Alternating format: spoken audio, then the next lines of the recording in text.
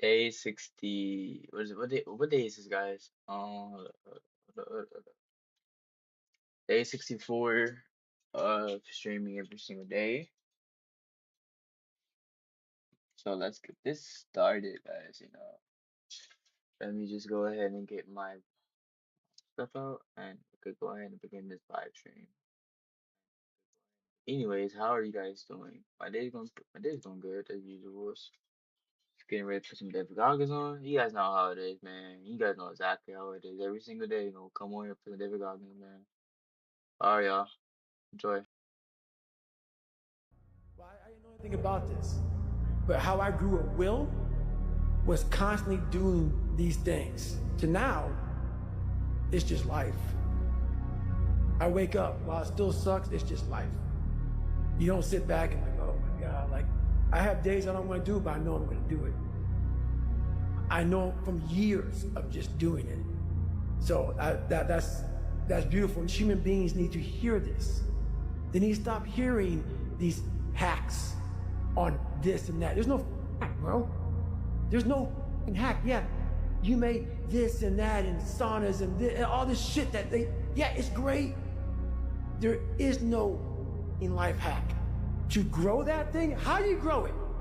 Do it and do it and do it and do it. That's the hack. The hack is gonna suck. And that's what I realized. That's what I realized. So now you know why there's so many people that fail in this world to figure out their purpose in life. Where do I go?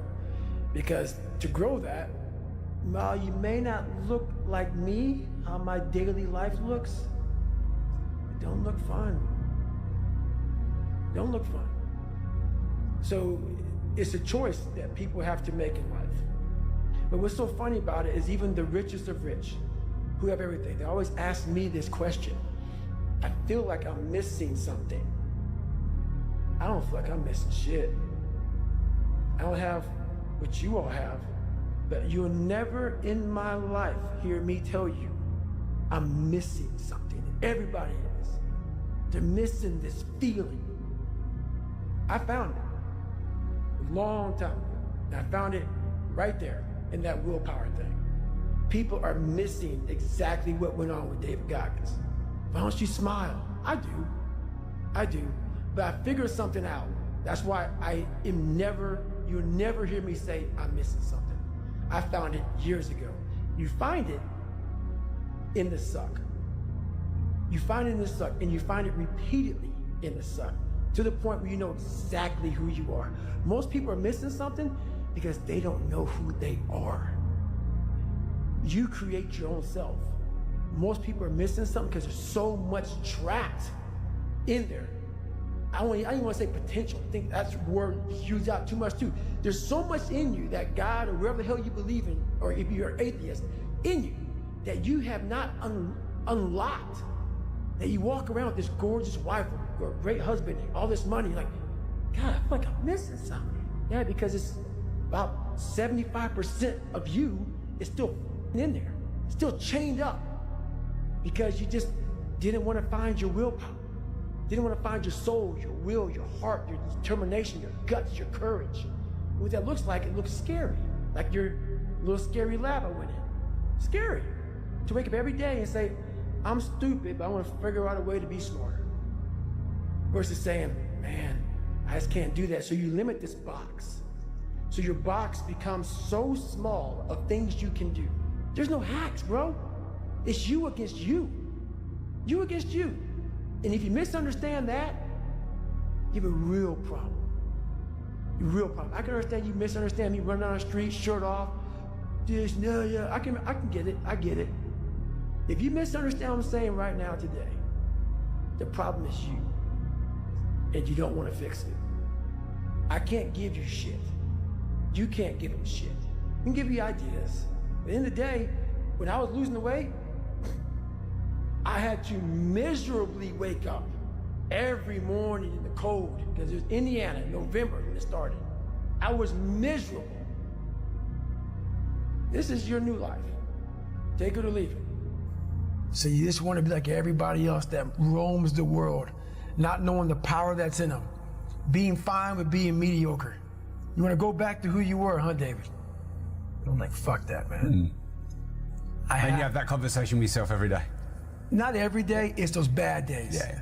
It's those bad days. I see a whole bunch of people walking around out here who have no idea how talented they truly are. Now I'm talking about talent, like some God-given ability. Talent that sometimes you have to hone, you have to work on, and you have to harness yourself. You have to go to a different focus. The focus has to be so heightened that very few people, they even understand that, but they have it in them. They have it in them to go there, but you have to go to a place of fear, of suffering, of pain, of doubt. And that's when your mind, if it knows it's not gonna quit, it opens up. And once it opens up, that's my 40% rule. Once you can open your mind up when it knows it's not gonna quit, it finds more. It finds more focus, it finds more power, it finds more drive. And that's what gets you through the 31 miles. That's what gets him so hyper-focused on that one little nodule to put his finger on. And that's what you find in those moments. But without those moments, you don't know what you're capable of because you're living a very structured life without risk. I'm gonna explain this to you. I had big dreams. A lot of us have big dreams, big goals. And when you have goals that are maybe outside your reach, you have to know that getting to that goal, you're gonna have a lot of bad days, a lot of setbacks. So like when I was losing 106 pounds in 3 months, the first 2 months or first 2 weeks, it's like I was gaining weight. You know, I would lose a pound, gain 2. So I was just failing. I kept failing and kept failing and kept failing. So I had to teach myself how to fail right.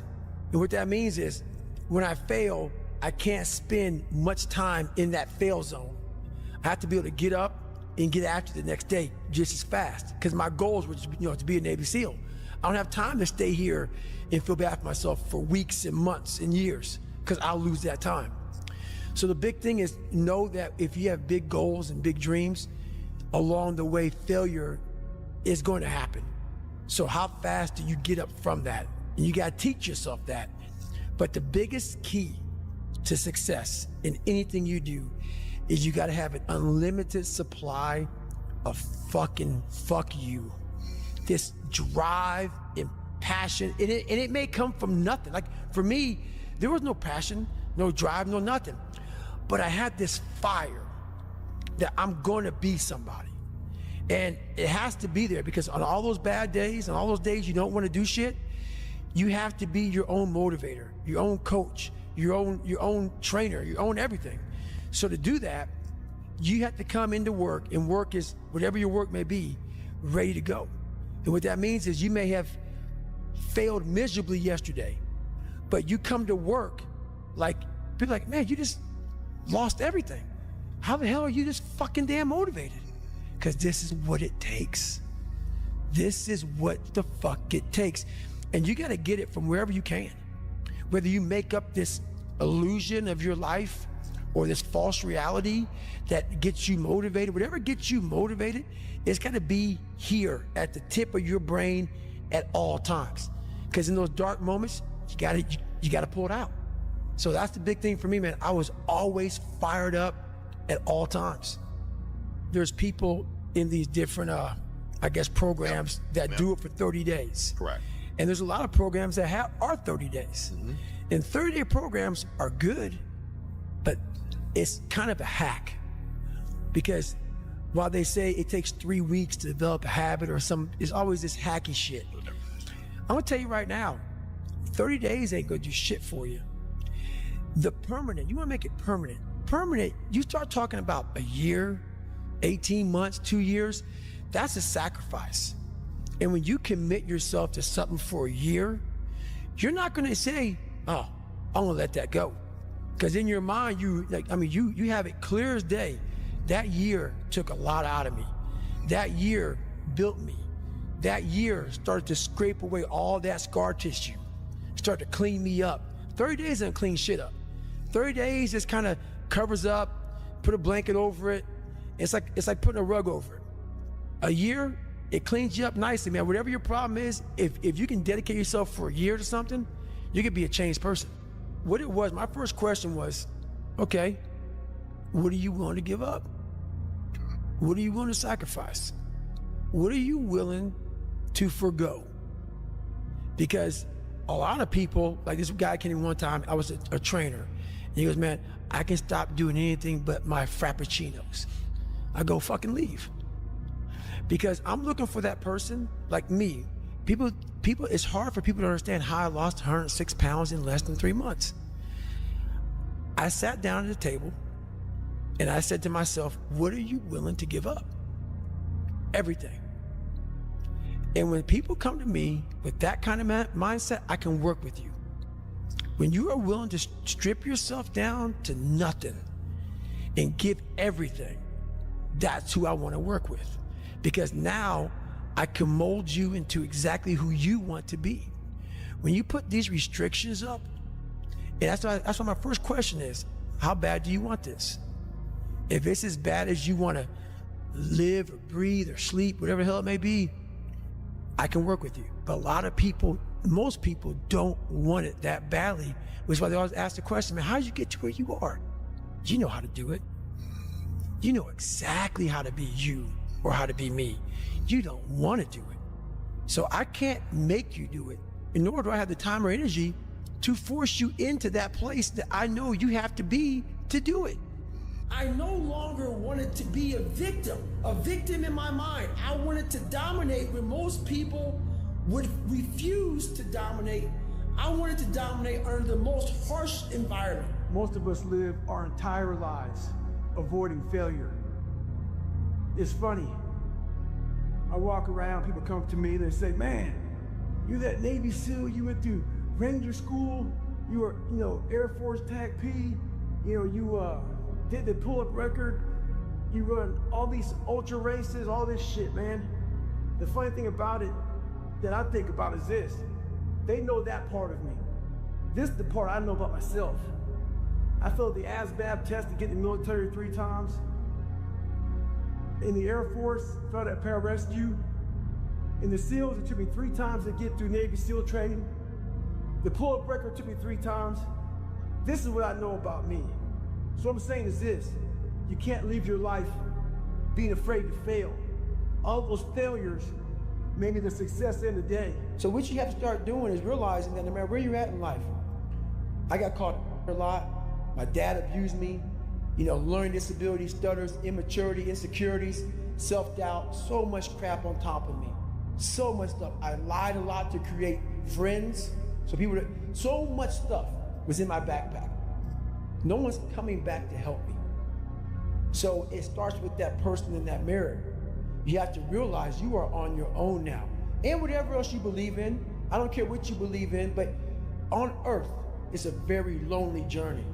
And it starts with the accountability mirror, looking at saying, hey, my dad who beat the hell out of me is not coming back.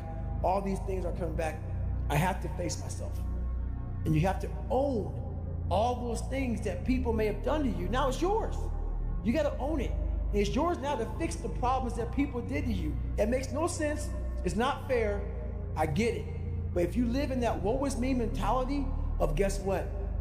My dad did this to me. My mom just did to me. People who bullied did this to me. You're going to always live right there. You have to figure out ways to move forward because you're not coming back. And it starts with the mirror. The accountability mirror. It's exactly that. It holds you accountable for what the you're doing wrong. I call it my live autopsy. Basically, it's key takeaways from your life. We all know that we're not perfect. We all know that certain things make us have thin skin. Certain things make us lie, make us feel insignificant. Maybe you're getting judged. Wherever the it is, it's the why am I being a bitch sometimes. Why do people go on social media and maybe troll somebody to write some disgusting, nasty shit about somebody? They don't even know what's making you do that shit. What's making you lie? What's making you cheat? What's making you steal? For me, I did a whole bunch of up shit.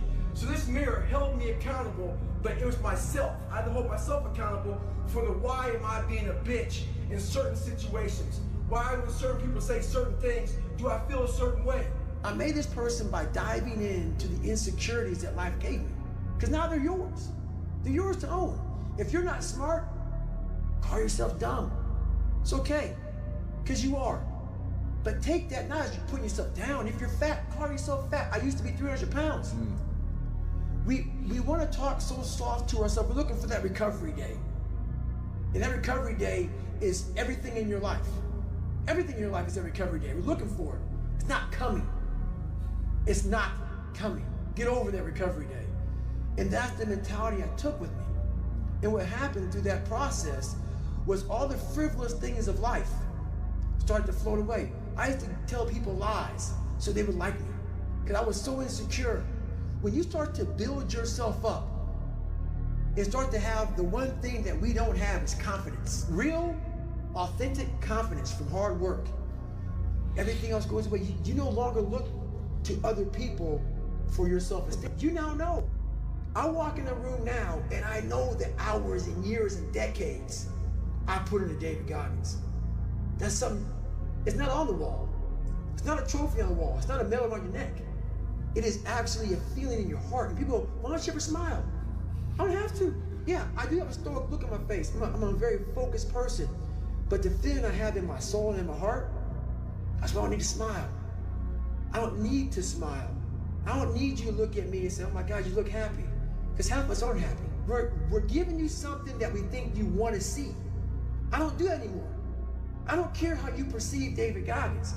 Because through my journey, I figured out the one piece I was missing. I thought it was cars. I thought it was women. I thought it was money. I thought it was everything. The one piece I was missing was me having the courage to face myself. And once you do that on a daily basis, it's not about the running. People are going to be, you talk about working out. Where I got my work ethic from was the hours I had to spend learning this. When you sit down and you're not smart, and you have a disability, and you still want to be at the top of your class, I didn't want to just get by. When I realized that I can learn through hard work, and I can beat the valedictorian in school, but I got put in 10 hours more a day than he does. You know what kind of strength comes from that? When you're sitting down, that guy that valedictorian studied for an hour, and you know I caught you, and I am dumb, but I have the work ethic to catch you.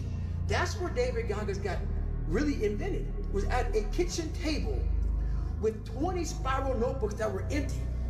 And then 3 months later, they were full. And when you can go through that, I still have them in my storage unit. You go through these spiral notebooks of your life, and you realize this is how I learned. This is unbelievable. There's no miles. It's not about the miles. It's that, having a discipline every day to say, for me to learn this one math problem, it's gonna take me 10 hours. And that's where and you realize through hard work, you can outwork anybody, no matter how badass they are. Everything I didn't want to do is what got me to where I'm at today. Every single thing. So where we find comfort, that's where I started getting scared. When I started saying, oh, it's raining, I'm not going out there. No, you cannot say that. You cannot do that. You have got to do this. So whatever everything I didn't, and that's where and you realize through hard work, you can outwork anybody, no matter how badass they are. Everything I didn't want to do is what got me to where I'm at today. Every single thing. So where we find comfort, that's where I started getting scared. When I started saying, oh, it's raining, I'm not going out there. No, you cannot say that. You cannot do that. You have got to do this. So whatever my brain thought, I did the opposite. Wherever the comfort was, I went the opposite direction. And over a period of time, boy, it calluses the shit out of your mind. You start to really develop a whole nother being. I absolutely hated running. But I knew for me to grow, I had to do this thing every single day. I wanted to start callousing my mind. I wanted to start becoming a better person. And how you become a better person, how you gain mental toughness, how you become the person you want to be, is constantly facing the things that you don't want to face. Mental toughness isn't something that you sample. It's something that you live in every day. So when something hard would happen to these kids, like in Hell Week, it would draw on something that made them very insecure. And they look for comfort. Whenever hardness comes, and you don't know what it is, it may be different for you than it is for me, but you go back to your insecurities. And then when you go back to your insecurities, you then look for comfort within those insecurities. And we all look for that cookie that your mom used to give you when you were sad, when you were sick. We look for our wife or our husband. We look for comfort. It's in those moments you must retrain your mind to think differently in health. So a lot of us, we wake up already defeated. We wake up, so when you leave your house, even before you leave your house, life is coming at you very fast. It just is. It's the world we live in. People try to make it all clean and oh my God, your outlook. No, it's just true. Life is coming at you fast.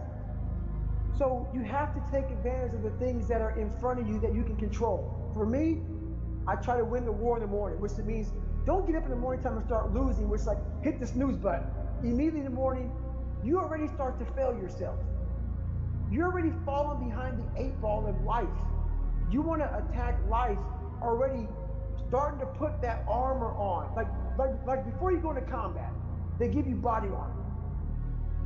There's no luck in this game, man. It may be a little bit of luck, but the luck happens after you bust your ass and you put yourself in that lucky situation. Luck doesn't happen. You put yourself in that situation where luck might fucking happen. And that's what people don't know. But to get there, luck ain't gonna happen. You have to put yourself in that situation, man. They have already put their cap on their success in life. And that's why most people aren't sitting where you're sitting or sitting where I'm sitting. You never capped yourself. You might have, and if you did, you took it off. 100%. People cap themselves. They look at somebody, and because their mind can't imagine it, they then start talking shit. He has to be doing this, or he has to be doing that. There has to be some trick. There has to be some potion.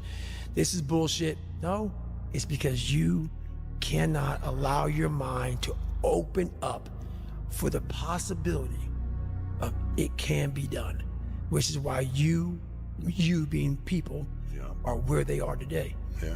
Because you shackled your mind to have limits. And everybody has a limit, but find it first. And that's the one thing I'll say right now to people listening to this. A real person, a real alpha, a real go-getter, they ain't saying shit about nobody. Correct. That's why you will never, ever hear me dropping somebody's name, running my mouth about somebody. I don't know what you went through. I don't know what you're going through. I didn't wear the shoes you wore when you were a kid. I didn't grow up in your fucked up house. I didn't have your fucked up family. I don't know shit about you.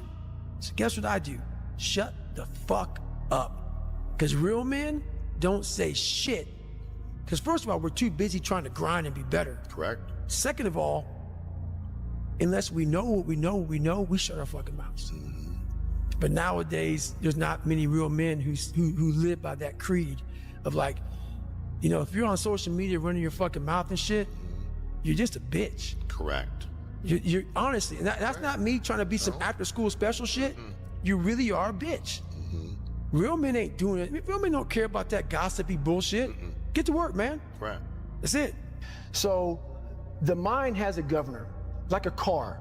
If you're driving a car and the car has a governor on it, the car may say 130 miles an hour, but the governor's set for 91. Once that governor sets in, you get to 91, that car starts doing this. The car wants to go. The car wants to go, but that fucking factory said, we're not going past 91. We have a factory, a nice governor in our brain, and it's a survival mechanism. It protects us from pain and suffering. The second we feel that shit, our mind says, oh no, this isn't fun. We should back off. We should sit down, find something more comfortable. And there's something about the mind. The mind has the tactical advantage over you at all times. At all times of your life, the mind has a tactical advantage over you. Why is that? It knows what you're afraid of. It knows your insecurities. It knows your deep, dark lies. And it starts to push you away from that shit. It pushes you in a direction that is comfortable. The mind controls everything. So what I realized was that when I was growing up and I was 300 pounds and I got all fat and I got all insecure, I realized that my mind kept taking me in this direction. When things got uncomfortable for me, when I was facing my insecurities, I was facing my fears, my mind said, oh no, we have the tactical advantage. We need to get you, separate you from this feeling over your life. It's all about feelings. We want the happy feeling. We don't want that feeling of this sucks. Why am I here? And you don't have any, so you can't answer those questions, so you leave. I started realizing that if in that moment you can answer those fucked up questions and you are now in charge of your brain versus your brain ruling you, that's where all that stuff comes from. So the 40% rule is all of that. You get to 40%, your brain says, we're done. Let's roll, man. This is starting to get painful. This is uncomfortable. So you sit down. You have to figure out ways, and everybody's different. That's how the book kind of talks about, like we all have these things about, 5 steps to this and 4 steps to this. It's a lot more than that. That's all bullshit. It's a practice that you have to, it's a habit. So if you know that at 40%, I'm feeling pain. At 40%, I'm feeling pain. That's where the 40% rule kicks in. Now it starts. Okay, I'm feeling pain. My mind's saying all this shit to me. It's saying, get out of here, run, flee. The fight or flight kicks in. Okay, we're done. We're not good enough. It starts telling you all these things. You start to believe it because the mind controls all. This is the time where you have to gain control back of your mind. It's okay. Let me see if I can go 45%. And once you start giving yourself more and more hope and start realizing, okay, the mind starts to be, okay, what are you doing? We're supposed to be going right and you're going left. You start then controlling your mind. Start finding more in yourself. And then it goes from 40% to a lot further than that.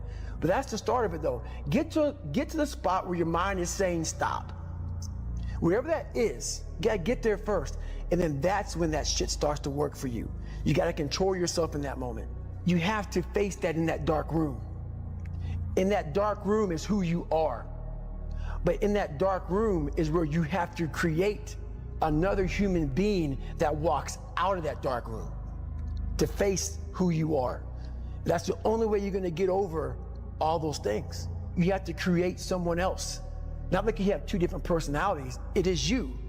But you have to find strength.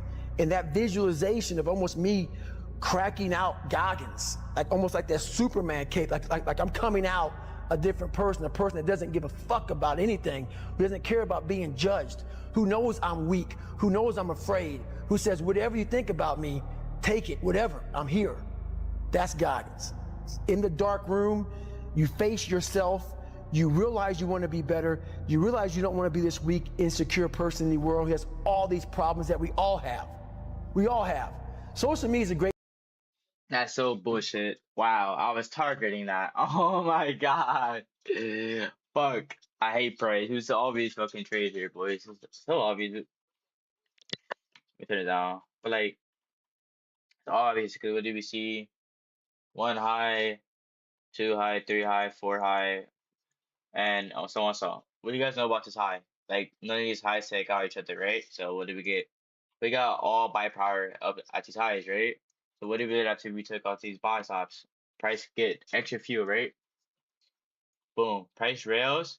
We also ending up tapping into the order block. Basically where large money entered. You see that it was respected.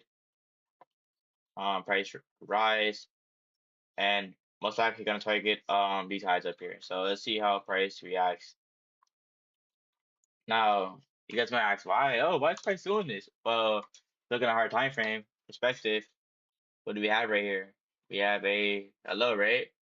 We have a low, right? So this is an internal low before we had external liquidity just drawing lower. Since we have the internal low, we're gonna target these highs, right? After we swept through. So let's see how price moves after. Just look and watch. See if it closes back up to the range under New York. So let's see.